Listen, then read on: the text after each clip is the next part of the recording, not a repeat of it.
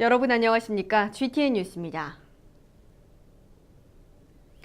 광주시가 추석 명절을 앞두고 농수산물 물가를 모니터링한 결과 몇몇 채소류를 제외하고는 비교적 물가 안정세를 보이고 있으며 저렴하게 차례상을 준비할 수 있는 재래시장을 이용해 줄 것을 당부했습니다. 광주시는 지난달 21일부터 서부 각화 농수산물 도매시장의 경락 가격을 모니터링한 결과 배, 포도, 복숭아는 비교적 안정적인 가격을 유지했고 사과, 오이, 시금치, 감자 등은 가격이 하락했습니다. 또한 배추, 무, 풋고추, 부추는 가파른 가격 상승을 보이고 있는 것으로 나타났습니다. 또한 시장 경영진흥원이 발표한 광주 지역 전통시장의 16개 품목의 물가 분석 결과에 따르면 9월 셋째 주에는 특광역시 중 평균 가격이 가장 저렴했으며 전국 전통시장 평균 가격보다도 6.3% 정도 저렴한 것으로 집계됐습니다. 광주시는 전통시장의 채소, 선어류, 생육, 과일 등의 가격이 대형마트보다 저렴하고 한국농수산유통공사 조사 결과 전통시장의 차례상 비용이 대형마트보다 29% 저렴한 것으로 조사됐다며 전통시장을 많이 이용해 줄 것을 당부했습니다. 광주시가 일명 도가니 사건으로 인해 개정된 사회복지사업법 시행에 따라 사회복지법인과 사회복지시설에 대한 지도감독을 강화합니다. 광주시는 지난 24일 2012년 사회복지사업법 등 개정사항에 대한 교육을 실시하고 사회복지법인에 대한 외부 추천 이사제 도입과 감사 자격 요건을 강화해 운영하고 있습니다. 또한 모든 사회복지시설에 운영위원회를 설치하고 시설의 예결산과 후원금, 시설 내 사건 사고에 대한 보고 의무화 등 운영위원회의 역할도 강화했습니다. 광주시는 시설 내 성폭력 범죄가 발생한 경우 행정처분 기준을 강화했고 평가 결과를 보건복지부나 시 홈페이지 등에도 게시하도록 했습니다.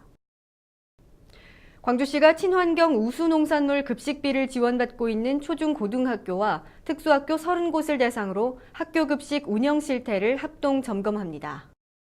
광주시는 시청, 구청, 시교육청, 국립농산물품질관리원 전남지원이 합동으로 친환경 농산물 납품업체 선정 현황, 원산지 표시 여부와 포장 상태 등 검수 장소 청결 상태와 식자재 보관 상태 등을 중점 점검한다고 밝혔습니다. 점검 결과에 따라 교육과 현장 시정 조치를 할 계획이며 친환경 농산물에 대한 무작위 표본을 추출해 잔류 농약 검사도 실시할 방침입니다. 한편 광주시는 친환경 농산물 생산농가 판로 확대와 학교급식의 질적 향상을 위해 올해 친환경 우수농산물 학교급식에 24억 원, 초중학교 무상급식 예산 325억 원을 지원하고 있습니다. 다음은 GTN 단신입니다.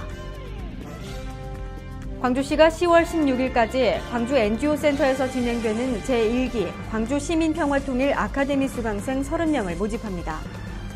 이번 아카데미는 남북 교류 전망과 평화통일에 대한 시민 공감대를 형성하기 위해 마련됐으며 9월 30일까지 광주시 홈페이지에서 신청서를 다운받아 광주 평화통일 교육센터에 팩스나 이메일로 제출하면 됩니다.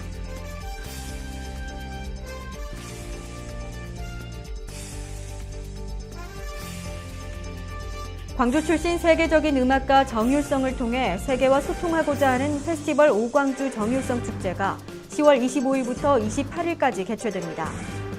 한중수교 20주년을 기념해 화합을 주제로 펼쳐지는 이번 축제는 광주 문화예술회관과 빛고울 시민문화관 등에서 개최되며 세계 정상급 연주자들이 대거 출연해 축제 기간 동안 광주를 아름다운 선율로 물들일 예정입니다.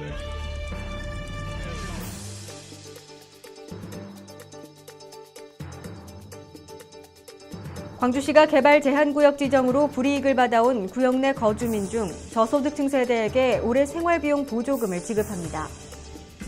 지정일로부터 계속 개발 제한구역에 거주한 주민은 신청 가능하며 세부 기준에 따라 지원 여부를 결정해 60만 원 한도 내에서 생활비용 보조금을 지원받을 수 있습니다.